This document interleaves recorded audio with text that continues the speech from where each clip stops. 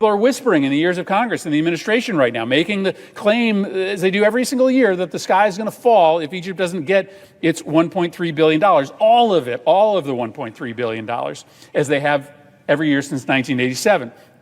They'll say that all the lines of cooperation that I mentioned earlier will disappear. But in reality, the return on investment for military aid to Egypt, it's been diminishing for a long time now, and there's no reason to believe that the things that we get from Egypt, Suez access, overflight rights, continued upholding of the peace treaty with Israel, will be overturned should they get only $1 billion rather than $1.3 billion this year. Why is that? Well, because in 1987, those benefits Egypt provides were arguably concessions to our requests. But today, Egypt does those things not because we pay them to do it, but because they have their own reasons to do them. But instead of always choosing the governments, maybe we should not reward the bad ones. You know what I mean? So, for example, with Saudi Arabia, I despise the regime. I'd probably still trade with them.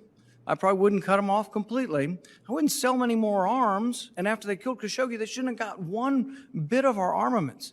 But both sides advocate for this. On UAE, we tried to stop that because UAE has a terrible human rights record. Both sides support it. The problem around here is we have bipartisan consensus. The problem isn't lack of consensus. The problem is too much consensus, but the consensus is for regime change.